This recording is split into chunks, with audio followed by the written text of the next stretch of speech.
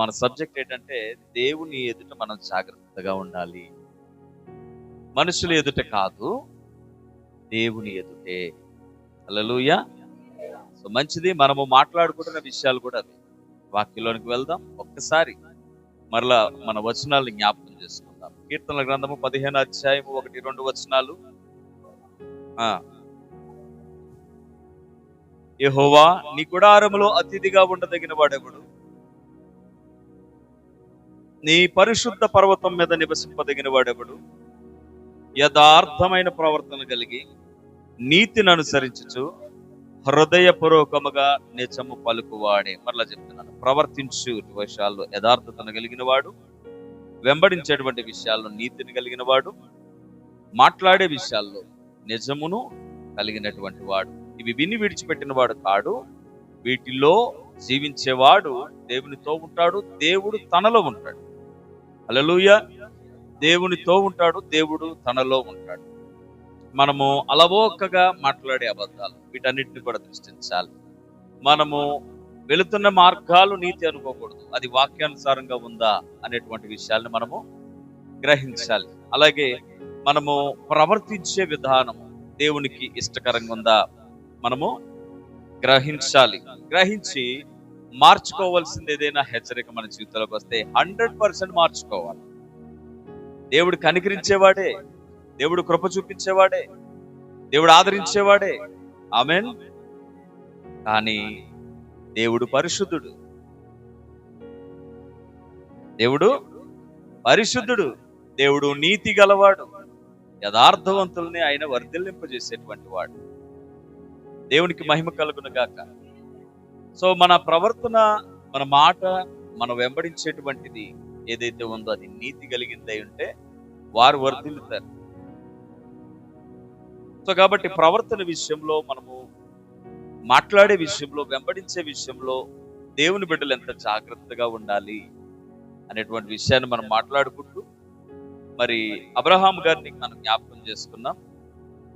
ఏమండి, అబ్రహాం గారిని మనము జ్ఞాపకం చేసుకున్నాం. అబ్రహాం గారిని దేని జ్ఞాపకం చేసుకున్నాం? మనం ప్రార్థన ఎలా చేయాలి, నోటిని కాచుకుంటా దేవుని ఎదుట. మీరు వినట్లేదు కాబట్టి మీకు నోటికి వచ్చింది చెప్తారు. మీరు వింటే విన్నదే చెప్తారు. వినాలి. అబ్రహాము గారిని ఎందుకు జ్ఞాపకం చేసుకున్నాం అంటే, దేవుని ఎదుటికి వస్తున్నప్పుడు తన నోటిని కాచుకుంటూ వినమ్రతుడై ప్రార్థన చేసే వైఖరి కలిగి దేవుని సన్నిధికి వస్తా ఉంటాడు.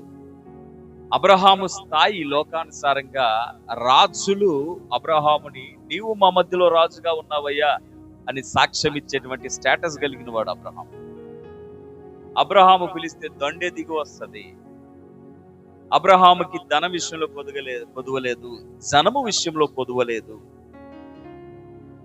మరి ఏ విషయంలోనే పొదువలేనట్టుగా దేవుడు అబ్రహాముని దీవించాడు.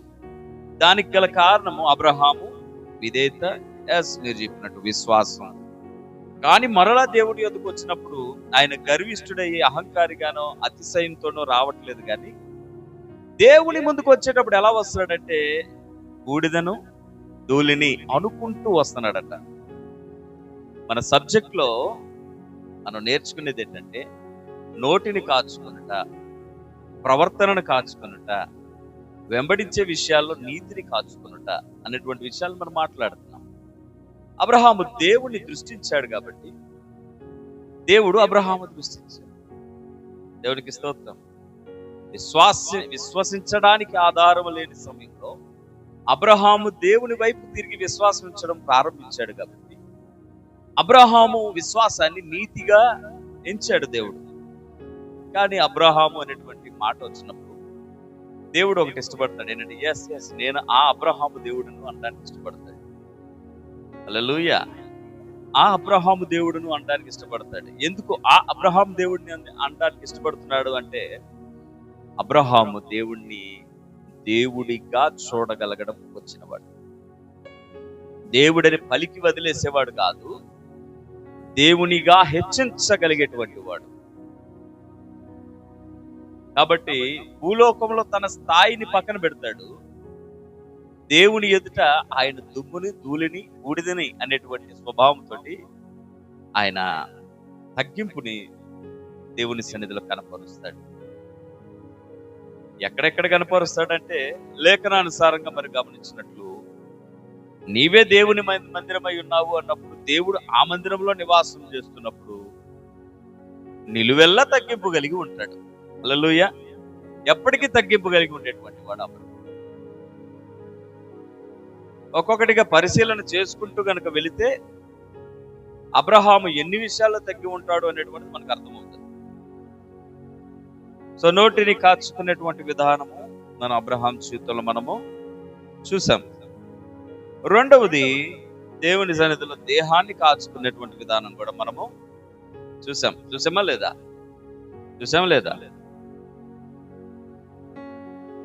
ఇక్కడ మనం ఎవరిని జ్ఞాపకం చేసుకున్నాం? సో వాక్యంలోనికి వెళ్తే యెషయా గ్రంథం 6వ అధ్యాయం 1 నుంచి 3 వచనాల్లో అది మనకు కనిపిస్తుంది. రాజైన ఉజ్జియా మృతునందిన సంవత్సరమున అత్యున్నతమైన సింహాసనమందు ప్రభువు ఆసీనుడై ఉండగా నేను చూచితిని. ఆయన చొక్కాయి అంచులు దేవాలయమును నిండుకొనెను. ఆయనకు పైగా శరాపులు నిలిచి ఉండిరి. ఒక్కొక్కరికి 6 రెక్కలుండెను. ప్రతివాడు 2 రెక్కలతో తన ముఖమును, 2 తన కాళ్ళను కప్పుకొనుచు, 2 ఎగురుచు ఉండెను. వారు, సైన్యములకు అధిపతియగు యెహోవా పరిశుద్ధుడు, పరిశుద్ధుడు, పరిశుద్ధుడు, సర్వలోకము ఆయన మహిమతో నిండి ఉన్నదని గొప్ప స్వరముతో గాన ప్రతిగానములు చేయుచుండెను. సో దేహమును కప్పుకొనుట అనేటువంటి మాటకు వచ్చేటప్పటికి, దేవుని సమక్షంలో ఉన్నటువంటి వారు దేవదూతలు అని ఇక్కడ మనకుంది, శరాపులు అని ఇక్కడ మాట్లాడుతున్నాడు. దేవుని సన్నిధి ఎవరిని చూపిస్తుందండి? దేవుణ్ణే చూపిస్తుంది. దేవుని సన్నిధి అంటే ఎవరికి నివాసం ఉన్నది? దేవునికే నివాసం. దేవుని సన్నిధిలో ఆరాధించువారు దేవుని ఎదుట తమ్మును తాము తగ్గించుకుని, వింటున్నారా? తమ్మును తాము తగ్గించుకుని, వారి ముఖములు కనబడనివ్వట్లేదు, వారి పాదములను కనిపించనివ్వట్లేదు. దేవుని సన్నిధిలో దేవుని యొక్క దేవదూతలు నేర్పిస్తున్న విషయాలు, ఆయన ఉన్నప్పుడు, ఆయన ఆలయం అనబడుతున్నప్పుడు అక్కడ ఏం కనబడాలి, ఏం వినబడాలట? ఆయనను కూర్చున్న విషయమే వినబడాలి. మరొకటి వినబడటానికి అవకాశం లేదు, వినిపించలేరు. ఆయన మహిమను చూస్తున్నప్పుడు ఇంకేమన్నా మాట్లాడగలుగుతామా? ఆయన ఔన్నత్యమును, ఆయన ఆధిక్యతను, ఆయన ఆధిపత్యమును మనం చూస్తున్నప్పుడు ఇంకేమైనా మాట్లాడగలుగుతామా? సో దేవుని మందిరంలో మనకి మాటను కాచుకోవడం, మన దేహాన్ని కాచుకోవడం అనేటువంటి విషయాలను మనం గమనిస్తే, భూమి మీద అబ్రహాము నేర్పిస్తే, సింహాసనము దగ్గర మనకి దేవదూతలు నేర్పిస్తాం. దేవునికి స్తోత్రం కలుగును గాక. సో ఇప్పుడు నోటిని కాచుకోవడము మనము అబ్రహాం దగ్గర నేర్చుకుంటే, దేహమును కార్చుకోవడము దేవదూతలు మనకి నేర్పిస్తున్నారు. వారి తమ పాదములు కప్పుకుంటున్నారు అనగా గౌరవాన్ని ఇస్తున్నారు దేవుని స్థలానికి. వారి వారి ముఖమును కప్పుకుంటున్నారు అనగా దేవునికి ఘనతను ఇస్తూ ఉంటున్నారు. ఆయనే కనబడాలి, మనం కనబడకూడదు. మనలో ఎవరు కనబడాలి? ఆయనే కనబడాలి. చెప్పండి, ఎవరు కనబడాలి? ఆయనే కనబడాలి. నువ్వు మాట్లాడితే ఎవరు వినబడాలి? ఆయనే వినబడాలి. ఎవరు వినబడాలి? చెప్పాలి నోటితోటి. ఆయనే వినబడాలి. నువ్వు ప్రవర్తిస్తే ఎవరు కనబడాలి? ఆయనే కనబడాలి.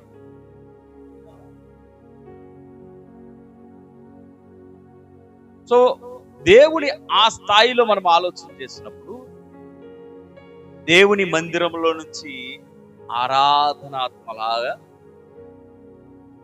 అది ఏమన్నా, అది వెదజల్లబడడం, లేదంటే అది పరిమళించడం, అది విస్తరించబడడం, దేవుని సన్నిధి ఎప్పుడూ కూడా ఆశీర్వాదంతో ఉంటుంది. అది శాపగ్రస్తమైనటువంటి స్థలము కాదు.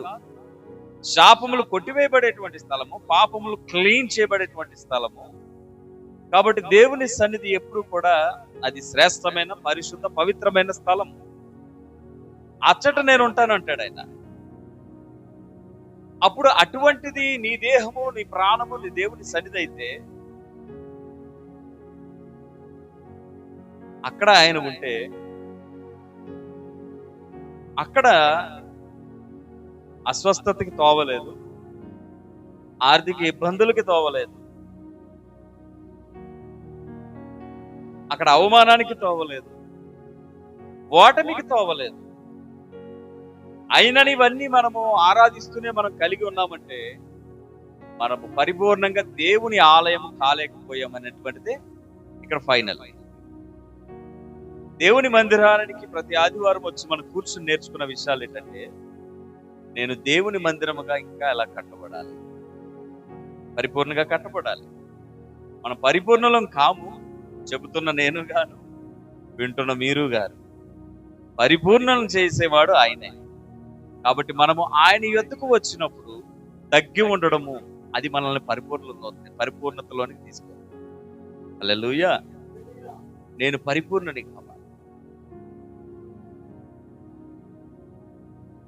ఆ ఉద్దేశంతో సంఘానికి రావాలి. ఆ ఉద్దేశం లేకపోతే చాలాసార్లు చూడండి, కొంతమంది వస్తారు సంఘానికి, పెద్ద జనాలు లేరని వెళ్ళిపోతారు. జనాలు రాకపోతే రారు. అవునా? ప్రజలు లేకపోతే ఈ పెద్ద జనాలు లేరంటే ఇక్కడ ప్రభావం లేదనుకుంటారు, శబ్దం లేదంటే ప్రభావం లేదనుకుంటారు, మంచి ఇన్స్ట్రుమెంట్ ప్లేయర్స్ లేరు అంటే ప్రభావం లేదనుకుంటారు.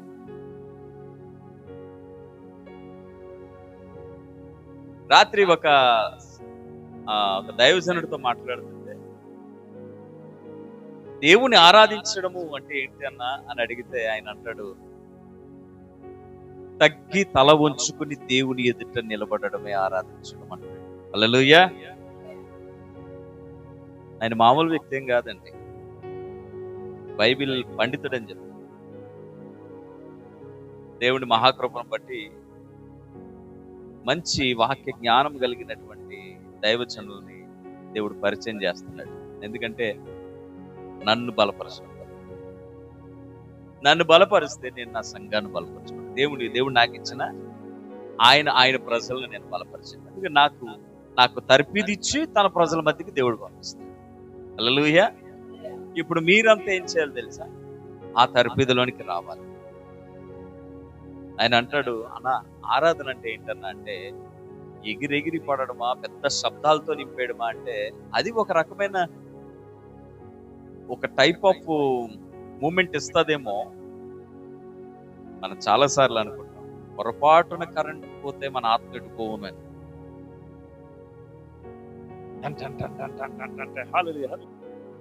దేవుని సన్నిధి ఇవన్నీ కలిగి ఉండదు. దేవుని సన్నిధి దేవుని ఎదుట తమ్మును తాము చూపించుకోనకుండా దేవుణ్ణే చూపించగలిగేది దేవుని సన్నిధి. అనేక మంది వచ్చి కూర్చుంటారు దేవుని మందిరమా. ఆయన అంటాడు, నీవే దేవుని మందిరం, నీలోనికి అనేకులు రావాలి. అక్కడ నీలో ఉన్న దేవుణ్ణి అనేకులు ఆరాధించగలిగేటట్టు నీలోనికి అనేకులు నువ్వు ఆహ్వానించాలి అంటాడు. ఇప్పుడు నేను దేవుని మందిరం అవ్వాలి. ఇప్పుడు నాలోనికి అనేకులని ఆహ్వానించి నాలో ఉన్న దేవుణ్ణి వారికి చూపించాలి. నీవు దేవుని మందిరం కావాలి.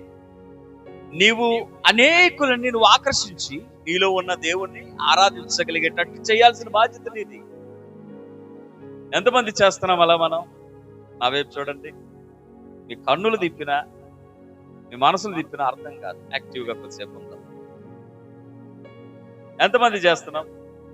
ఎంతమంది ఇతరుల్ని ప్రభావితం చేయగలిగేటట్టు దేవుని మందిరాలుగా కనిపిస్తున్నాం మనం? అఫ్ కోర్స్ కొంతమందికి దేవుని మందిరం ఇష్టం ఉండదు, కాబట్టి నీ దగ్గరికి రారు. కానీ కొంతమందికి దేవుని మందిరము ప్రభావము అర్థమవుతుంది పెంతెకోస్తు పండుగ నాడు. ఆది అపోస్తలుల మొదటి పరిచర్యలో ఆ 3,000 మంది దేవుని ఆత్మ చేత ఆకర్షించబడినట్టు శిష్యులను చూసినప్పుడు 3,000 మంది ఆకర్షించబడి ఆ దినమే మారు మనసు పొంది ప్రభువైన యేసుక్రీస్తు నామమున బాప్తిజం తీసుకుని సంఘములో కలిశారట. వారు సంఘముగా మారిపోయారట. మరి చాలా మంది వచ్చారు, అందరూ రక్షించబడలేదు, అందరూ ఆ రోజు అంగీకరించలేదు, కానీ 3,000 మంది అయితే ఆకర్షించబడ్డారు. పేతురులో దేవుని మందిరాన్ని, దేవుని ప్రవర్తన, దేవుని మాటలు, దేవుని నీతిని గమనించిన వారు, ఆ ఆది అపోస్తలులలో గమనించినటువంటి వారు ఒక్కటై సమముగా హెచ్చుతగ్గులు లేనటువంటి ఒక ప్రేమను కలిగి, దేవుని ప్రేమను కలిగి ఒక సంఘంగా కట్టబడ్డారు. నీవు నేను ఎంతమందిని ఆకర్షిస్తున్నాను? నా వలన ఇదిగో పలానా వ్యక్తిని ఈ మందిరంలో ఉన్నాడేంటి అని చెప్పగలిగిన వాళ్ళు ఎంతమంది ఉన్నారు? ఇక్కడ ఉండాలి, మీకు ఆ సాక్ష్యం ఉండాలి. నా వలన ఇదిగోండి దేవుని తట్టు ఈ నా సహోదరుడు తిరిగాడు, ఈ నా సహోదరి తిరిగింది, ఉండాలి ఖచ్చితంగా. ఎందుకు ఆ రెస్పాన్సిబిలిటీ తీసుకోవట్లేదు? ఆజ్ఞలు పాటించట్లేదు మనం. ప్రభువైన యేసుక్రీస్తు వారు ఆరోహణం అవుతున్నప్పుడు ఇచ్చిన బాధ్యత అదే మనకి. తన శిష్యులను పిలిచి అంటాడు, సమస్త జనులు నాకు శిష్యులుగా చేయండి. మీరు శిష్యులై ఉన్నారు, సమస్త జనులు నాకు శిష్యులుగా మీ బాధ్యత. అంటే వారు భూలోకం అంతటా సువార్తను ప్రకటిస్తూ అనేకులను శిష్యులుగా తయారు చేస్తూ ఉంటున్నారు. కొందరు శిష్యులు కాలేకపోతుంటున్నారు, వస్తున్నారు కానీ వారు శిష్యులు కాలేకపోతున్నారు. వారు శిష్యులు కాలేక ఇతరులని శిష్యులుగా చేయలేకపోతున్నారు. నీవు శిష్యునివైతే నువ్వు ఇతరుల్ని శిష్యులుగా మార్చగలవు. నీవు శిష్యుడు కాకపోతే నువ్వు ఇతరుల్ని శిష్యులుగా, శిష్యురాలుగా నువ్వు చేయలేవు. నీ మార్గాలు మంచి మార్గాలు, నీ మార్గాలు యథార్థమైన మార్గాలని ఒక వ్యక్తి మాట్లాడుకోగలిగేటట్టు నీ ప్రవర్తన ఉండాలండి. సంగమా, నువ్వు వెళ్తున్నటువంటి మార్గాలను చూసి వారి యొక్క ప్రవర్తన మార్చబడేటట్టు ఉండాలి. మతం మార్చమన్నా చెప్తున్నాము కాదు.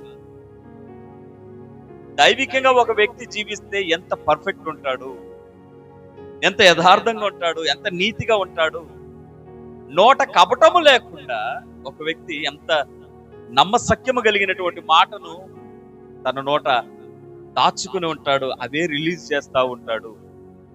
దేవుని బిడ్డల పని ఇదే కదా లోకంలో. ఎలా నువ్వు సువార్తను ప్రకటిస్తావు? ఎలా ప్రకటిస్తావు? కొలస్సీ పత్రిక 3వ అధ్యాయము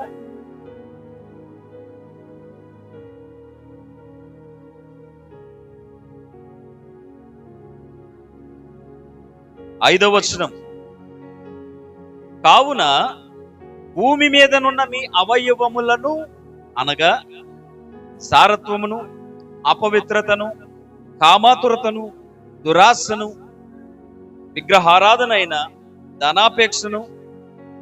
ధనాపేక్షణ విగ్రహారాధన అంటున్నాడు ఇక్కడ. అంటే మీ మనసు ఎక్కడుంది? మీ విగ్రహం ఏంటి ఇప్పుడు? అది వేరే కాదు. క్రైస్తవుడా, నువ్వు విగ్రహారాధన చేస్తున్నావు. ఏ విగ్రహారాధన చేస్తున్నావు తెలుసా? దానము వెంట పరిగెడుతున్నావు. నువ్వు దేవుని వెంట పరిగెట్టాల్సిన నువ్వు ధనము వెంట పరిగెడుతున్నావు. ధనము కనబడగానే నీ నీతిని నమ్మేసుకుంటున్నావు. ధనము కనబడగానే నీ యథార్థతను నమ్మేసుకుంటున్నావు. ధనము కొరకు ఏదైనా నమ్మేసుకుంటున్నావు. ధనము కొరకు బూటకాలాడుతావు. ధనము కొరకు స్వార్థాన్ని కలిగి ఉంటావు. అప్పుడు అది నీకు విగ్రహం కాదా అంటాడు బైబిల్ గ్రంథం. అర్థం చేసుకోవాలి దేవుని వాక్యాన్ని. మనం కాదా విగ్రహారాధన? మనకి లేవా విగ్రహాలు? మనకి లేవా అండి? నువ్వు దేని మీద ఎక్కువ మనసు పెట్టావు అదే నీ జీవితంలో విగ్రహం అని లాస్ట్ వీక్ మాట్లాడుకున్నాం. ఈ వారం కూడా ప్రభు హెచ్చరిస్తూ ఉంటున్నాడు. చూడండి, వాటిని చంపివేయండి. వాటి వలన దేవుని ఉగ్రత అవిధేయుల మీదకి వచ్చును. పూర్వము వారి మధ్య జీవించినప్పుడు మీరును వీటిని అనుసరించి నడుచుకొంటిరి. ఇప్పుడైతే మీరు కోపము, ఆగ్రహము, దుష్టత్వము, దూషణ, మీ నోట బూతులు అను వీటన్నిటిని విసర్జించండి. ఒకనితో ఒకడు అబద్ధం ఆడకుడి. ఏలయనగా ప్రాచీన స్వభావమును దాని క్రియలతో కూడా మీరు పరిత్యజించి జ్ఞానము కలుగు నిమిత్తము దానిని సృజించిన వాని పోలిక చొప్పున నూతన పరచబడుచున్న నవీన స్వభావమును ధరించుకొని, చాలండి, దేవునికి స్తోత్రం కలుగును గాక. ఈ విధమైనటువంటి నవీన స్వభావమే సువార్తను బయటికి తీసుకొస్తుంది. నువ్వు ఎక్కడో వీధుల మూల నిలబడి చెప్పాల్సిన పని లేదండి. నీకు నాకు ఇచ్చిన బాధ్యత ఏంటో తెలుసా? నీవు నిలబడు ప్రతి స్థలంలో కూడా నవీన స్వభావమును కనపరచాలి అంటాడు. నీ బంధువుల మధ్య నువ్వు ఈ నవీన స్వభావంతో దేవుని యొక్క సువార్తను ప్రకటించవచ్చు. నీలో వచ్చిన మార్పే సువార్త. ఏంటి నీలో ఎందుకు వచ్చింది ఈ మార్పు అంటే చెప్పు. అప్పుడు నేను నవీనపరచబడ్డాను. హల్లెలూయా. నేను మార్చబడ్డాను. సాక్ష్యం చెప్పప్పుడు ఇతరులు మందిరం అనబడే నీలోనికి రావడానికి అదే కదా మార్గం. ఆహ్వానించాలి. నీ ప్రవర్తన ద్వారా, నీ నవీన స్వభావం ద్వారా నీలోనికి ఆహ్వానించాలి. ఎక్కడికి వస్తున్నారు? నీలోనికంటే నిన్ను దేవుడు చేయదు. నీలోనున్నటువంటి దేవుని ఎదురుకు వస్తా ఉంటున్నారు. నాలోనున్నటువంటి దేవుని ఎదురుకు వస్తా ఉంటారు. ఎలా వస్తారు జనాలు? ఊరికే వెళ్ళి చెప్తే వింటారా? మార్పు చెందిన నిన్ను చూస్తే కదా మారేది. మార్పు లేని నిన్ను చూసి మంచివాడైనటువంటి దేవుని చెడ్డవాడుగా వాళ్ళు చిత్రీకరించుకుంటారు. నీవు మార్చబడకుండా ఎలాగా నీ తోటి వారిని నువ్వు మారుస్తావు? ఎలా మంచి మార్గంలో, సన్మార్గంలో నడిపిస్తావు? నువ్వు మారవలసిన అంశాలు చాలా ఉన్నాయే. ప్రభు సన్నిధానానికి వచ్చి ప్రభు బల దగ్గరికి వెళ్ళినప్పుడు పరీక్షించి చేయబెట్టండి అంటాడు, వివేచించి చేయబెట్టండి అంటాడు. అర్థమేంటి? నువ్వు మారేవా? మార్చబడ్డానికి ఇష్టపడుతున్నావా? పక్కవాని పాపములు, పక్కవాని అపవిత్ర వేషాలు నువ్వు చూస్తూ పాపి అని ముద్ర వేసే బదులు నిన్ను నువ్వు చూసుకున్నవా? పాపి అనబడుతున్న జక్కీలో వచ్చిన మార్పు పాపి పాపి పాపి అంటున్నటువంటి ఆ ప్రజలు ఎందుకు రావట్లేదు? వేశ్య అనే ఒక వ్యక్తి ఒక స్త్రీని రాళ్లతో కొట్టడానికి రాళ్ళు రుగినటువంటి ఆ ప్రజలు వాళ్ళు ఎందుకు వేశ్య గుణాన్ని తీసుకువేసుకోవట్లేదు?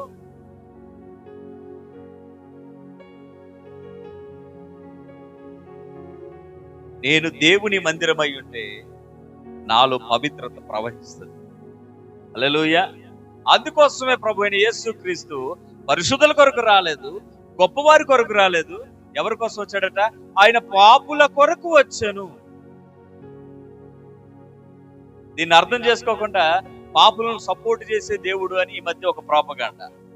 పిచ్చి వాళ్ళకి అర్థం కాదు. అందుకే వాక్యం అంటుంది, ప్రకృతి సంబంధమైనటువంటి జ్ఞానము దైవ సంబంధమైనటువంటి విషయాలను అర్థం చేసుకోలేదు. ఎప్పుడైతే ఆత్మ సంబంధమైనటువంటి జ్ఞానం నీకు నాకు ఉండదో, అది ప్రకృతి సంబంధమైన విషయాల్ని, ఆత్మ సంబంధమైన విషయాన్ని రెండింటినీ అర్థం చేసుకుని వివేచించి జీవించగలదు అంటాడు.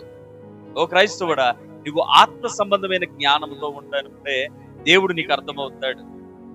పాపి అనబడుతున్న జీవితంలోకి వచ్చి నేను పరిశుద్ధపరచబోతున్నాడండి. నా పాపము నుంచి నన్ను విడిపించబోతున్నాడు. పాపిని క్షమిస్తున్నాడు. ఎందుకు క్షమిస్తాడంటే పాపం చేయమని కాదు, నేను పాపినయ్యా అని దగ్గరికి వస్తే క్షమిస్తాడు. నేను నీ దగ్గరకు వచ్చి నా పాపంతో ఉంటాను, నన్ను ఎంకరేజ్ చేయని ఒకటి ప్రార్థన చేస్తే ఆ ప్రార్థన ఆలకిస్తాడు ఆయన. పాపులను పరిశుద్ధులను చేయుటకు ఆయన వస్తున్నాడు. ప్రతిదానికి మరణమే పరిష్కారము కాదు, ఆ మరణమే పరిష్కారం అయితే ఇదిగో అందరి కొరకు నేనే మరణిస్తానని వచ్చిన వాడు నా యేసయ్య. పాపి తన పాపముతో మరణించడం ఆయనకి ఇష్టం లేదు.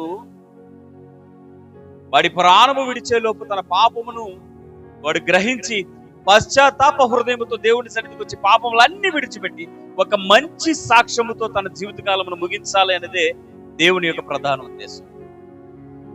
ఆమేన్. ఈరోజు నీవు నేను అలా పట్టబడిన వారమే. ఈరోజు నిన్ను నన్ను ఎందుకు అలాగే దేవుడు మార్చాడు అంటే, అనేకులు ఆ పాపముతోనూ పాపము లేని జీవితముతోనూ నిన్ను రెండు రీతిలుగా చూసినప్పుడు పాపమును మనం విడిచిపెట్టగలమైతే. హల్లెలూయా. ఒకప్పుడు నీ జీవితం చీకటి, ఇప్పుడు నీ జీవితం వెలుగుమయమై ఉంది. గమనించండి, ఆ యొక్క పెంతుకోస్తు దినమున 3,000 మంది కంటే ఎక్కువ చేరలేదు. ఎందుకంటే వారిలో ఇంకా చీకటి వదిలిపెట్టలేని స్వభావం కలిగిన వారు ఉన్నారు. ఒక మీటింగ్ లో ఆ 3,000 మందితో పాటు ఇంకా అనేక వేల మంది ఉన్నారు. ఆ మీటింగ్ లో ఆ యేసయ్య కొరకు ప్రాణం పెట్టినటువంటి ఆ మెస్సయ్య కొరకు ఆ 3,000 మందితో పాటు ఇంకా అనేక మంది ఆ రోజు పేతురు గారు చెబుతున్నటువంటి వాక్యం విన్నారు.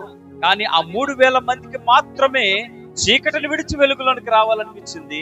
మిగిలినటువంటి సంఖ్యకి చీకటిని విడిచి వెలుగులోనికి రావడము ఇష్టము కాలేదు. కాబట్టి సంఖ్య 3,000 దాకా వచ్చి ఆగి.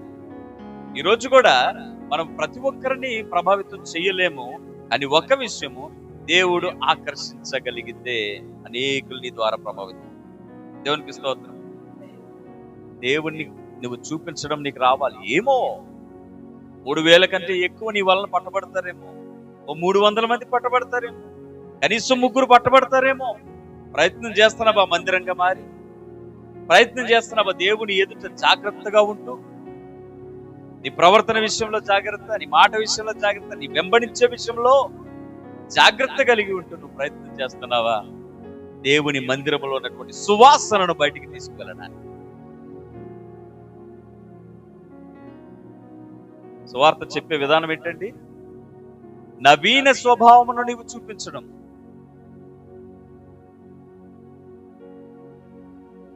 క్రిస్మస్ రోజు భారీ మీటింగ్ పెట్టేస్తే మారిపోతారా? ఆ క్రిస్మస్ వేడుకని చూస్తూనే అంటారు, వీళ్ళు ఇప్పుడు ఎలా ఎగురుతున్నారు, మళ్ళా వచ్చే సంవత్సరం అంతా ఇంకో చోట ఎగురుతారు. ఆడే మాట్లాడుతుంటాడు. ఇంట్లో కూర్చుని నీ హిస్టరీ అంతా తిరిగేస్తాడు. ఈరోజు ఒకవేళ ఈ వీడియో చూస్తే ఖచ్చితంగా నన్ను ఎరిగిన వాడు నా హిస్టరీ తిరిగేస్తాడు. నా హిస్టరీ బహు చెడ్డది, కానీ గొప్ప మిస్టరీ. దేవునికి స్తోత్రం. చెడ్డదైన దాన్ని మార్చి ఈ రోజు వాడుకుంటున్నాడని ప్రజలు అర్థం చేసుకుంటే ఆ మందిరంలోకి ప్రజలు వస్తారు. హల్లెలూయా. ప్రభావితమైనటువంటి క్రైస్తవ జీవితం నీకు నాకు అవసరం. ఇతరులను కదిలించగలిగేటువంటి క్రైస్తవ జీవితం కావాలి, శబ్దం కాదు. మరలా చెప్తున్నాను, సడన్ గా ఇప్పుడు కరెంట్ పోతే ఈ శబ్దం ఉండదు, కానీ నా జీవితము శబ్దం లేనిదిగా ఉండకూడదు. ఎప్పుడు కూడా నా జీవితము శుద్ధి లేనిదిగా ఉండకూడదు. శుద్ధత కలిగి, పరిశుద్ధత కలిగి నా జీవితం కనబడుతున్నప్పుడు మైకులతో పని లేదు, లైట్లతో పని లేదు, పెద్ద పెద్ద స్టేజ్ సెటప్లతో పని లేదు, పెద్ద పెద్ద కాంగ్రిగేషన్స్ తో పని లేదు. ఎక్కడ నిలబడితే అక్కడ దేవుడు ప్రభావితంగా ఇతరులను ఆకర్షిస్తూ ఉంటాడు. ఎందుకంటే మొదట వినాలండి, నేను దేవుని చేత ఆకర్షించబడితే నేను దేవుని మందిరంగా మార్చబడతాను. నువ్వు దేవుని చేత ఆకర్షించబడితే నువ్వు దేవుని మందిరంగా మార్చబడతావు. దేవునికి స్తోత్రం. మార్గాల్ని చూస్తారు, నీ పాత జీవితాన్ని చూస్తారు, నీ నవీన కొత్త జీవితాన్ని చూస్తారు. నువ్వేం చెప్పగలుగుతావు? నీ పాత జీవితం మీద నా కొత్త జీవితం అని ఏం చెప్పగలుగుతాను? ఆయన వారు అంటున్నారు కొలసి పత్రికలో, అక్కడ దైవజనుడు చెప్తున్నాడు, ఏమంటున్నాడు చూడండి. జారత్వం వద్దు. నీ లోపల జారత్వం ఉందేమో చూసుకోవాలి. అది బయటికి చెప్పే విషయాలు కాదు ఇవి, కానీ మన లోపల ఉన్నాయి. జారత్వం వద్దు, అపవిత్రత వద్దు, కామతురత వద్దు, దురాశ వద్దు, ధనాపేక్ష వద్దు. వాటిని చంపేయండి. వాటి వలన దేవుని ఉగ్రత. అవిధేయులు అంటే ఎవరండి? ఆల్రెడీ దేవుని వాక్యము వింటూ విననటువంటి స్థితిలో జీవించేవారు అవిధేయులు, బయట వారు కాదు. అంటే లోనున్న వారే అవిధేయులు. నువ్వు అవిధేయుడువా విధేయుడువా? ఈ మాట్లాడుతున్నా నేను అవిధేయుడినా విధేయుడినా? అవిధేయుడిని అయితే ఉగ్రత నా మీద ఖచ్చితంగా వస్తుంది, నీ మీదకి ఖచ్చితంగా వస్తుంది. దాన్ని ఎవడు తప్పించలేడు. మనం విధేయులైన పిల్లల వలె ఉండాలి అంటాడు. ఎఫెసీ పత్రిక 5వ అధ్యాయం మొదటి మాట, 5వ అధ్యాయము మొదటి మాట, కావున మీరు ప్రియులైన పిల్లల వలె దేవుని పోలి నడుచుకొనుడి. క్రీస్తు మిమ్మును ప్రేమించి పరిమళ వాసనగా ఉండుటకు మన కొరకు తన్ను తాను దేవునికి అర్పణగాను బలిగాను అప్పగించుకొనను. మీరును ప్రేమ కలిగి ఉండండి. మీలో జారత్వమే గాని, ఏ విధమైన అపవిత్రతయే గాని, లోభత్వమే గాని వీటి ప్రేరేణను ఎత్తకూడదు. ఇదే పరిశుద్ధులకు తగినది. కృతజ్ఞత వచనమే మీరు ఉచ్చరించవలను గాని వీరు బూతులైనను, పోకిరి మాటలైనను, సరసోక్తులైనను ఇవి ఉచ్చరించకూడదు. వ్యభిచారి అయినను, అపవిత్రుడైనను, విగ్రహారాధికుడైనను, అంటే ధనాపేక్ష కలిగిన వాడైనను, లోభి అయినను, క్రీస్తు యొక్కయు దేవుని యొక్కయు రాజ్యమునకు హక్కుదారుడు కారుడు సంగతి మీకు నిశ్చయముగా హక్కుదారుడు కాడని సంగతి తెలుసుకోండి. మీరు నిశ్చయముగా తెలియను. వ్యర్థమైన మాటల వలన ఎప్పుడు మిమ్మల్ని మోసపరచనీయుడి. ఇట్టి క్రియల వలన దేవుని ఉగ్రత అవిధేయులైన వారి మీదకి వచ్చును గనుక మీరు అట్టి వారితో పాలివారై ఉండకండి. దేవునికి స్తోత్రం. ఖచ్చితంగా మీ మన నడవడికను మనం చూసుకోవాలండి. దేవుని బిడ్డలమైనటువంటి మనం ఎవరితో నడుస్తున్నాము? నడుచుట అంటే పక్కన నడవడం కాదు, వారిలా మార్చబడుట. నేను ఒక చిన్న మీమ్ చూశాను. ఒక మీమ్. ఆ మీమ్లో కుర్రగాడు సెల్ఫీ వీడియో తీస్తూ అంటాడు, మా నాన్న మంచోళ్ళతో సహవాసం చేయమన్నాడు. నాకు ఒక్క మంచి గుణం రాలే, కానీ మా నాన్న చెప్పినట్టు కాకుండా నేను ఒక తాగుబోతుడితో సహవాసం చేశాను. తెగ తాగుతున్నాను నేను. ఒక సిగరెట్ తాగేతోటితో సహవాసం చేశాను, వాడికంటే బాగా కాలుస్తున్నాను నేను. ఒక పోకిరి గడితో సహవాసం నేను, ఆడికంటే పోకిరి చేష్టలు చేస్తున్నాను నేను. ఒక జూదగడితో సహవాసం చేశాను నేను, ఎమ్మటే నాకు జూదం ఆడటం వచ్చేసింది. ఒక పనికి మాలడితో సహవాసం చేస్తే తొందరగా అంటుకున్నాయట. మంచోడితో సహవాసం చేస్తే రాలేదట. ధనవంతుడితో సహవాసం చేస్తే రాలేదట.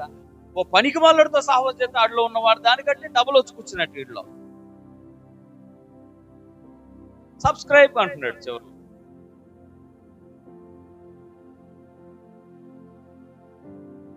వాక్యం కూడా ఏమంటుంది తెలుసా? శ్రేష్టమైనది ఏది కూడా అంత తొందరగా నీ చేతులకు రాదు. పనికి మాలిది తొందరగా వస్తుంది. బీ కేర్ఫుల్ సంగమా, నువ్వెవరితో నడుస్తున్నావు? వాడు సరదాగా చేసాడేమో, నాకు ఈ రోజుకి ఉపయోగపడ్డది అన్నమాట. వాడు అంటాడు, స్మోకింగ్ ఎలా చేయాలో నాకు వచ్చేసింది, మందు ఎలా తాగాలో నాకు వచ్చేసింది, బూతులు ఎలా మాట్లాడాలో నాకు వచ్చేసింది.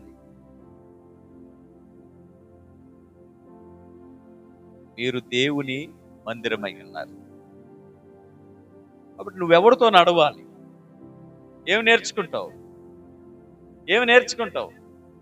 దేవుడు నన్ను బలవంతంగా తప్పించాడు లోకంలో నుండి.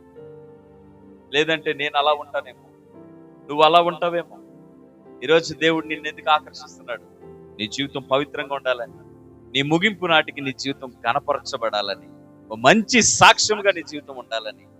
అలా ఉండాలంటే ఆయన నీతో ఉండాలనుకుంటున్నాడు. ఆయన నీతో ఉండట కొరకు మహిమనంతా విడిచి ఆయన నీ ఉన్న స్థలానికి వచ్చాడు. నిన్ను మందిరంగా ఉండమంటాడు, నీలో ఆయన ఉంటాను అంటాడు. హల్లెలూయా! ఎంత మంచి దేవుడు. ఘోర పాపినైనా నేను దూరంగా పారిపోగా, హల్లెలూయా, నీ ప్రేమతో నన్ను క్షమించి నన్ను హత్తుకున్నావయ్యా. ఎంత మంచి దేవుడు నీతో ఉంటానంట. నిన్ను హత్తుకుని నీలో ఉంటాను అంటున్నాడు. అయితే ఒకటి, నా ప్రియ సహోదరా, నా ప్రియ సహోదరి, నీ మాట యథార్థంగా ఉండేటట్టు చూసుకో, నీ ప్రవర్తన యథార్థంగా ఉండేటట్టు చూసుకో, నీ వెంబడింపు యథార్థంగా ఉండేటట్టు చూసుకో. ఎందుకంటే నువ్వు నా నువ్వు నా మందిరము అంటున్నాడు. నా నివాస స్థలము నీవే. హల్లెలూయా! నా నివాస స్థలము నీవే. నేను నువ్వు జాగ్రత్తగా చూసుకోవడం వలన నేను నీలో ఉంటాను. నేను నీలో ఉండటం వలన నీకు ఘనత కలుగుతుంది.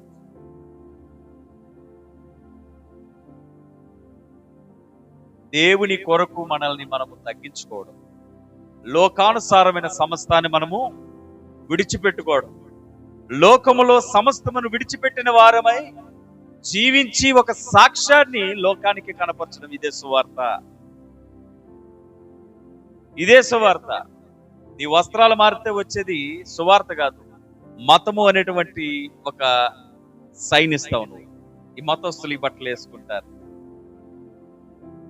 నువ్వు మాటలు కేవలం చెబితే దాని వల్ల వచ్చేది ఏం లేదు. ఈ మతం ఇలా మాట్లాడుతుంది. కానీ నువ్వు ఎప్పుడైతే దేవునికి ఇష్టమైనటువంటి ఒక వ్యక్తిగా మార్చబడతావో, ఆ ప్రవర్తన, ఆ నీతి, ఆ మాట నీ ఇంటి దగ్గర నుంచి నీ చుట్టూ ఉంటున్నటువంటి ప్రతి వారిని ప్రభావితం చేయగలిగేటువంటి ఓ బలమైన సాధనంగా మారుతుంది. యెహోవా నీ గుడారంలో అతిథిగా ఉండదగిన వాడిగా ఉండు. నీ పరిశుద్ధ పర్వతం మీద నివసింపదగిన వాడు ఎవడు? యథార్థమైన ప్రవర్తన కలిగి నీతిని అనుసరించుచు నిజము పలుకువాడే కదా. దేవునికి స్తోత్రం.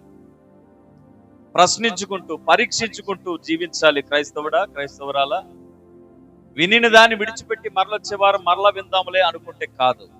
వినిన దాన్ని నీ జీవితంలో, నీ ఆత్మలకు సరిపడా నువ్వు దాన్ని నీ దేహంలో సమకూర్చుకోవాలి.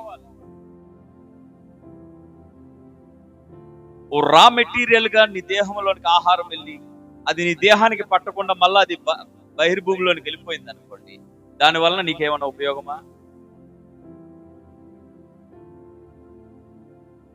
దాని సారము నీ దేహానికి పడితే నీ దేహానికి ఎంత ఆరోగ్యమో, నీ ఆత్మకు వాక్యము పడితే అంతే హెల్దీగా ఉంటావు. అక్షరము చంపును, ఆత్మ జీవింప చేయును. అక్షరముగా వెళ్ళి అక్షరముగా బయటికి పోవడం వలన నీకేది ఉపయోగం లేదు. అక్షరము చంపును, ఆత్మయే జీవింప చేయును. నువ్వు ఆత్మీయుడిగా మారుట వలన నీకు ప్రయోజనము, నీ కుటుంబానికి ప్రయోజనము, నీ తోటి వారికి ప్రయోజనము. ఏది నీ మార్పు? హల్లెలూయా చెబుదాం. హల్లెలూయా. దేవుని మహిమపరచడానికి సిద్ధంగా ఉందాం. ఈ మాటలు నువ్వు వింటున్నప్పుడే నీ హృదయం నువ్వు సిద్ధపరచుకోవాలి. మరలా చెప్తున్నాను, కాంగ్రిగేషన్ తో సంబంధం లేదు. దేవుడు వ్యక్తిగతంగా నీతో మాట్లాడాలని పట్టదలుచుకుంటే ఆ పండుగకు వచ్చిన ప్రతి వాడిని పట్టేయగలడు దేవుడు ఆ రోజు. కానీ విధేయులైన 3,000 మంది అక్కడ కనిపించారు. చెప్పండి, విధేయులైన 3,000 మంది అక్కడ కనిపించారు. మిగిలిన వారు ఎక్కడ ఉన్నారట? యోహాను సువార్త 3వ అధ్యాయం 18వ వచనానికి రండి. మిగిలిన వారు ఎక్కడ ఉన్నారట? యోహాను సువార్త 3వ అధ్యాయము 18వ వచనానికి రండి. ఆయన యందు విశ్వాసముంచు వారికి తీర్పు తీర్చబడదు. విశ్వసింపని వాడు దేవుని అద్వితీయ కుమారుని నామమందు విశ్వాసము ఉంచలేదు గనుక వానికి ఇంతకు మునిపే వీడు విశ్వసింపని వాడు అని తీర్పు తీర్చబడింది. ఆ తీర్పు ఇదే. వెలుగు, వినండి, వాక్యము ఆ వ్యక్తి దగ్గరికి వస్తుంది, కానీ తమ క్రియలు చెడ్డవై ఉన్నందున విశ్వసింపని వాడు వెలుగుని ప్రేమింపక వాడు పాపమునే, చీకటి అనగా పాపమునే, వాడి యొక్క అహమును, వాడి యొక్క దౌర్జన్యమును, వాడి యొక్క స్వార్థమును, వాడి యొక్క ధనాపేక్షను, ఏమండి, వాడి యొక్క దుష్టత్వమును ప్రేమించి దుష్కార్యము చేయు వాడు వెలుగును ద్వేషిస్తాడట. వెలుగు అనగా వాక్యం. యోహాను సువార్త 1వ అధ్యాయం చూద్దాం,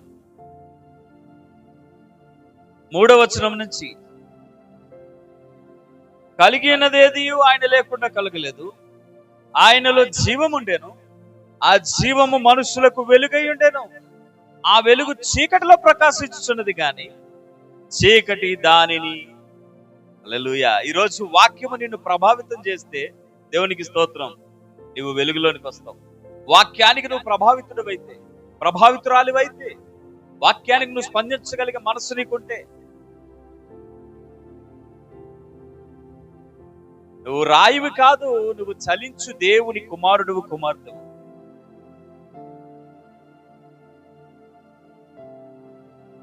వెలుగు లోకములోనికి వచ్చాను, గాని చీకటి దానిని గ్రహించుకుండేను. దేవుడు వెలుగును చేసి వెలుగు మంచిదైనట్టు చూచెను అంటాడు ఆదికాండం. దేవుడు వెలుగై ఉన్నాడు, ఆయనలో చీకటి ఎంత మాత్రమును లేదు అంటాడు. వారి క్రియలు దుష్క్రియలైనందున వారు వెలుగునందుకు రారు అంటాడు. వారు పాపమును ప్రేమించువారు, వినాలి, అవిధేయతను ప్రేమించువారు, వారి దుష్టత్వమును ప్రేమించువారు, వారు ధనమును ప్రేమించువారు, వారి గుణాన్ని ప్రేమించువారు, వారి దేవుని పైన ఆధారపడేవారు కారు, దేవునికి ఎప్పటికీ వారు అధికారం ఇచ్చేవారు కారు. మా పైన మేమే పెత్తనదారులు, మా పైన మేమే అధికారులు. లోకము దాని పోకడ చాలా మారిపోతుంది. బైబిల్ నెరవేరిపోతుంది. అతి త్వరలో మీరు కొన్ని విషయాలు వినబోతూ ఉంటున్నారు. ప్రతి దేశము వారిని ఏలుటకు రోబోస్ రెడీ చేసుకుంటుంది. ఆల్రెడీ ఒక దేశము మంత్రివర్గంలో ఒక రోబోని పెట్టింది. ఆ రోబో పనితీరు బాగుందని రిజల్ట్ వచ్చింది నిన్నే న్యూస్.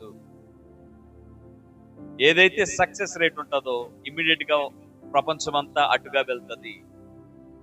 మనుషుల పాలన పోతుంది, రోబో పాలన, వస్తువు పాలన వస్తుంది. చలించు దేవుని పాలన పోతుంది, చలించని వస్తువు పాలన వస్తుంది. హేయమైనది పరిశుద్ధ స్థలములో వచ్చి నిలబడతాదేమో. రేపొద్దున పాస్టర్ ప్లేస్ లో ఒక రోబో మాట్లాడతాడేమో. కానీ చలించు దేవుని ఉనికిని మరుగు చేస్తూ మన యాంత్రిక తాంత్రిక శక్తులను మనం అక్కడ పెడుతూ మనుషులుగా బ్రతకడం మానేసి మ్రాణులుగా మారిపోయే రోజులు వస్తా ఉంటున్నాయి. సక్సెస్ రేట్ ఒక చోట సక్సెస్ అయిందంటే ప్రతి కంట్రీ వాడుతుంది దాన్ని. ఈరోజు నీ దగ్గర ఉన్న సెల్ ఫోన్ ఒకప్పుడు ఎక్కడో ఉంది, ఈరోజు నీ చేతుల్లో ఉంది. నీకు విషయం తెలుసా? ఈరోజు నీ పిల్లల చేతులు కూడా వచ్చేసింది. సెల్ ఫోన్, అన్నం లేకపోయినా పర్లేదు, సెల్ ఫోన్ లేకపోతే నీ మాట విను. పాస్టర్ గారు చెప్తున్నాడు, నా ముందు సెల్ ఫోన్లు తీసేసి ఇంటికి వెళ్ళాక మళ్ళా సెల్ ఫోన్లు ఇచ్చి మీ పిల్లల్ని పెంచి పోషిస్తున్నారు. సెల్ ఫోన్ బ్యాక్గ్రౌండ్ తెలుసుకోండి. ఆ ముందు నటిస్తే ఏమొస్తుందండి? వేషధారణ తప్ప. మీ ఇళ్లలో కూడా మీరు పక్కాగా ఉంటేనే మీ పిల్లలు బాగుపడతారు. రానున్న తరము బహు భయంకరమైన తరం. దేవుని మందిరాలుగా మీరు మార్చబడి దేవునికి ప్రధానమైన స్థానం ఇవ్వలేనటువంటి దేవుని బిడ్డలు అని మనం ఒకవేళ అనిపించుకున్నా దాని వలన ప్రయోజనం ఏమీ లేదు. దేవుని స్థలం ఎంత కృప కలిగిందో, ఎంత దయగలిగిందో అంతే భయంకరమైనది.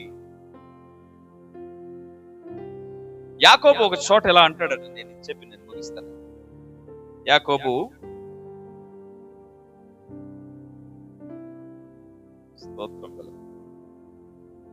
ఆదికాండం 28వ అధ్యాయము 10వ వచనం నుండి కొన్ని విషయాలు.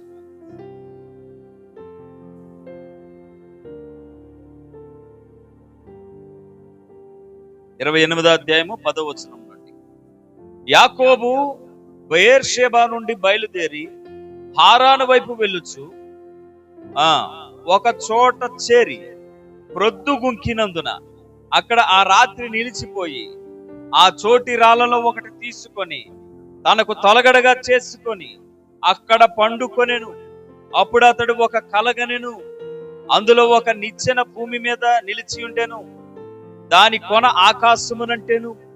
దాని మీద దేవుని దూతలు ఎక్కుచూ దిగుచూ నుండిరి. మరియు యెహోవా దానికి పైగా నిలిచెను. నీ తండ్రి అయిన అబ్రహాము దేవుడను ఇస్సాకు దేవుడనైన యెహోవాను, నీవు పండుకొని ఉన్న ఈ భూమిని నీకును నీ సంతానమునకును ఇచ్చెదను. నీ సంతానము భూమి మీద లెక్కకు ఇసుక రేణువుల వలె నగును. నీవు పడమటి తట్టును, తూర్పు తట్టును, ఉత్తరపు తట్టును, దక్షిణ తట్టును వ్యాపించదవు. భూమి యొక్క సమస్త వంశములన్నీ నీ మూలముగాను నీ సంతానము మూలముగాను ఆశీర్వదించబడును. ఇదిగో నేను నీకు తోడయ్యుండి నీవు వెళ్ళు ప్రతి స్థలమందు నిన్ను కాపాడుచు ఈ దేశమునకు నిన్ను మరలా రప్పిస్తాను. నేను నీతో చెప్పినది నెరవేరు వరకు నిన్ను విడువను అని చెప్పగా యాకోబు నిద్ర తెలిసి నిశ్చయముగా యెహోవా ఈ స్థలమందు ఉన్నాడు, అది నాకు తెలియకపోయేననుకుని భయపడి ఈ స్థలము ఎంతో భయంకరము, ఇది దేవుని మందిరమే గాని వేరొకటి కాదు, ఈ పరలోక గవిని ఇదే అనుకొనెను. దేవుడు దర్శించిన ఒక స్థలాన్ని ఆ రకంగా చూడగలిగాడు యాకోబు. అందుకే దేవుడు యాకోబు దేవుడు అనిపించుకోవడానికి కూడా ఇష్టపడ్డాడు. అబ్రహాము దేవుడిని అనిపించుకోవడానికి ఇష్టపడ్డాడండి. ఇస్సాకు దేవుడు నన్ను అనిపించుకోవడానికి ఇష్టపడ్డాడండి. యాకోబు దేవుడిని అనిపించుకోవడానికి ఇష్టపడ్డాడండి. ఈ రోజు అదే విధేయత నీ జీవితంలో, నా జీవితంలో వస్తే అమ్మా, నీ పేరు పెట్టి నీ దేవుడిని అనిపించుకోవడానికి ఆయన ఇష్టపడతాడు నీ జనముల మధ్య. హల్లెలూయా. వెలగాలి, వెలిగిస్తున్నప్పుడు వెలగాలి. కొవ్వొత్తు చక్కగా వెలుగునిస్తుందట, కానీ తనకు తాను వెలిగించుకోలేదట. మీరు వెలుగునిచ్చే కొవ్వొత్తులు. దైవజనుడు వెలిగించేవాడు. పరిశుద్ధాత్మ మంట పుట్టిస్తుంది. వెలగడానికి నువ్వు సిద్ధంగా ఉన్నావా? లోకము దాని పోకడ నుంచి వద్దాం బయటికి. దయచేసి నువ్వు దేవుని మందిరము, దేవుని ఎదుట దేవునితో జాగ్రత్తగా ఉండటం, మాట కాచుకోవడం, దేహాన్ని కాచుకోవడం, ప్రవర్తనను కాచుకోవడం, అన్నిటినీ కాచుకుంటూ ఉండాలి. సమస్తము పైన సామెతల గ్రంథం 3:5 అంటాడు, నీ ప్రవర్తన అంతటి యందు ఆయన అధికారమునకు ఒప్పుకొనుము, అప్పుడు ఆయన నీ త్రోవలను సరాలము చేయుము. నేను జ్ఞానిని కదా నువ్వు అనుకోవద్దు. యెహోవా యందు భయభక్తులు కలిగి చెడుతనము విడిచిపెట్టుము, అప్పుడు నీ దేహానికి ఆరోగ్యమును నీ ఎముకలకు సత్తువ. గమనించండి, ఏమనుకోకండి. ఈరోజు నాకు అనారోగ్యం ఉంది, మీకు అనారోగ్యాలు ఉన్నాయి, మన పిల్లలకి అనారోగ్యాలు ఉన్నాయి. దీని వెనక కారణం ఏంటి? చెడుతనము అంటాడు. ఒప్పుకుందామా? ఒప్పుకోమా? నేనైతే 100% ఒప్పుకుంటున్నా. నా చెడుతనమును బట్టి దేవుని సరిగ్గా నేను కలిగి ఉండలేకపోతున్నానేమో. నువ్వు కలిగి ఉండలేకపోతున్నావు, ఒప్పుకోవాలి. ఏమిటి? దేవుడు గొప్పవాడండి. ఏం కప్పుకుంటాం? ఆయన వెలుగులోనికి వచ్చినప్పుడు మన చెడుతనం స్పష్టంగా కనిపిస్తుంది. చెడుతనం కనిపించట్లేదు అంటే నువ్వు వెలుగులోనికి వచ్చావు కానీ కప్పుకుంటూ వచ్చావు. పైన దుప్పటి కప్పుకుంటూ వచ్చావు, నువ్వు కనబడవు. లైట్ వేసి ఉన్నా మంచి గొంగలు కప్పుకుంటూ నువ్వు కనిపిస్తావా? అలాగే లైట్ లోకి వచ్చావు కానీ మళ్ళా లోకాన్ని కప్పుకుంటూ లైట్ లో తిరుగుతున్నావు. నువ్వు పరిపూర్ణంగా లైట్ లోకి రా, వెలుతురులోకి రా. నీ స్పష్టమైన బలహీనతలన్నీ నీకు కనిపిస్తాయి. మొదట దాన్ని విడిచిపెట్టడానికి ఏదేది విడిచిపెట్టాలో నీకు కనిపించినప్పుడు నువ్వు దాన్ని విడిచిపెట్టగలుగుతావు. నీకు కనబడనంత వరకు నువ్వు కప్పుకుంటూనే ఉంటావు. నువ్వు కప్పుకుంటున్నంత వరకు నీకు కనబడుకుంటూనే ఉంటాయి. దేవుని ఎదుట యోగ్యులుగా ఉండాలంటే తీయాలి, పరదా తీ. ఆయన తన పరదా తీసేసాడు, పర్మిషన్ ఇచ్చాడు. ఆయన పరిశుద్ధ స్థలానికి పరదా తీసేశాడు. రండి ప్రజలారా, నేను మిమ్మల్ని పవిత్రులను చేస్తా అన్నాడు. ఆయన యుద్ధకు వచ్చినప్పుడు మన పరదాలు కూడా తీసివేసి, మన ఘనత అనే పరదాలు తీసివేసి, దేవునికి స్తోత్రం, ఆయన ఎదుటికి స్పష్టంగా రావాలి. ట్రాన్స్పరెన్సీ కనిపించాలి. ఆయన నిన్ను చూస్తే నీ లోపల ఉన్న లోపాలన్నీ కనిపించాలి. మొదట నీకు కనిపించాలి, తీయగానే నీకు కనిపిస్తాయి. ఈరోజు నేను ముసుగు తీయనటువంటి భక్తులుగా ఉన్నాం కాబట్టి మన పాపాలు మనకు కనిపించట్లేదు. దేవుని సన్నిధిలో గడిపేటువంటి కొద్ది సమయము, అది ఎంతో విలువైన సమయం అని మనము అనుకుంటూ ఉంటున్నాం. ఆ కొద్ది సమయం కాదు, నీ జీవితం అంతా విలువైనదిగా దేవుడు ఉంచాలని ఆశపడుతూ ఉంటున్నాడు. దాని కొరకు ఈ ఆదివారము, ఈ ఉదయము, లేదంటే ఈ ఆరాధన స్థలము, నీవు వాక్యం వింటున్న ప్రతి సమయము దేవుడు నిన్ను హెచ్చరిస్తూ, నిన్ను మందలిస్తూ, నిన్ను సరిచేస్తూ, ప్రోత్సహిస్తూ, ప్రేమిస్తూ, ఆదరిస్తూ, గద్దిస్తూ, హక్కును చేర్చుకుంటూ, ఈ పూటైనా వింటావా? ఈసారైనా వింటావా?